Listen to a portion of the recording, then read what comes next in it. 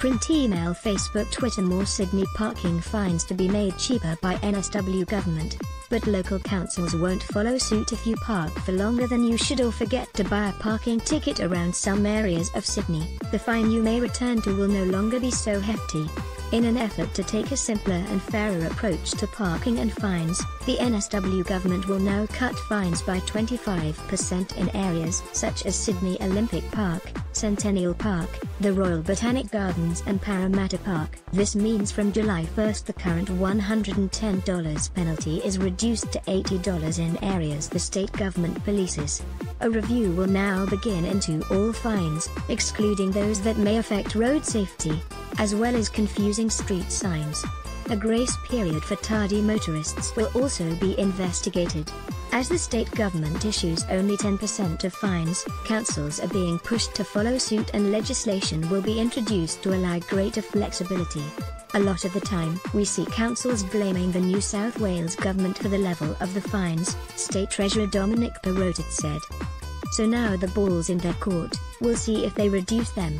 I think rather than mandate that they reduce their fines, giving them the flexibility to tailor fines to suit their needs, will be something that they benefit from.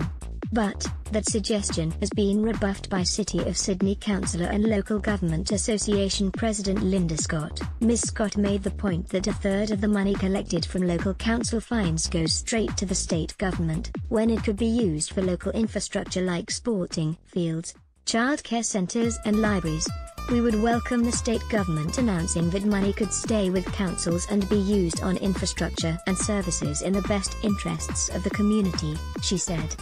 The state treasurer should not seek to make light of the important decisions and budgetary challenges local councils face.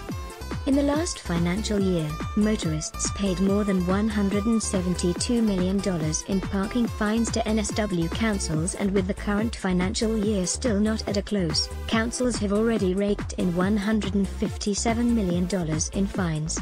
The state's peak business organisation says the intentions of those councils who do not reduce the cost of fines will be made very clear. It will be pretty clear now which councils want to work with their residents and businesses, and which ones are simply interested in revenue raising, NSW Business Chamber Chief Executive Stephen Cartwright said. The package forms part of the state government's budget, which will be handed down on June 19. Print email Facebook